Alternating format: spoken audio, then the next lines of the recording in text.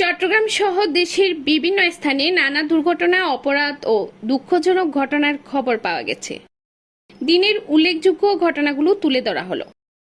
চট্টগ্রামের রাউজানে বিদ্যুৎ স্পৃষ্ট হয়ে এহসানুল্লাহ ২৮ নামে সদ্য বিবাহিত এক ব্যবসায়ী মারা গেছেন।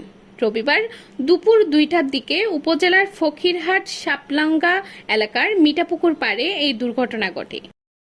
মিরসরাইয়ে ইয়াবাসহ গ্রেপ্তার হওয়া শাহেরখালী ইউনিয়ন যুবদল যুগ্ম আহ্বায়ক সালাহউদ্দিনকে দল থেকে প্রাথমিক সদস্য পদসহ বহিষ্কার করা হয়েছে।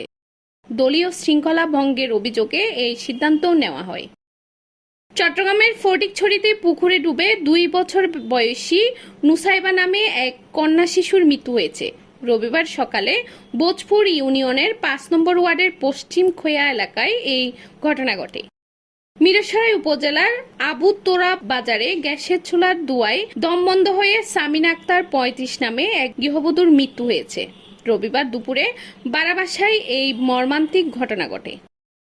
চট্টগ্রামের সীতাকুণ্ডে ঘুমন্ত অবস্থায় বেলাল হোসেন নামের এক মানসিক প্রতিবন্ধী যুবককে পিটিয়ে হত্যা করেছে দুর্বৃত্তরা।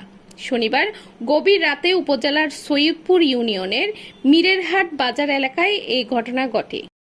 খুলনার বাগেরহাটের মোংলার পশুর নদীতে পর্যটকবাহী বুট ডুবে যাওয়ার ২৪ ঘন্টার পরও আমেরিকা প্রবাসী নারী পর্যটক রিয়ানা আফজাল নিখোঁজ রয়েছেন। ফায়ার সার্ভিসের ডুবুরি দল উদ্ধার অভিযান চালিয়ে যাচ্ছে। ফেনীর সোনাগাজী উপজেলার ভাইবা ইলেকট্রনিক দোকানে ডাকাতির ঘটনায় জড়িত ২ আসামিকে গ্রেপ্তার করেছে পুলিশ। আজ সকালে সোনাগাজী মডেল থানার পুলিশ বগাদানা ইউনিয়নের নোদানা ও কুমিল্লার নিমসার এলাকায় পৃথক অভিযান চালিয়ে তাদের আটক করেন।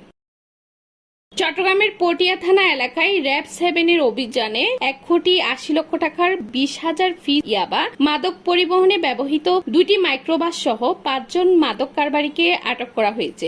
রবিবার দুপুরে এক সংবাদ বিজ্ঞপ্তিতে র‍্যাব এ তথ্য জানায়।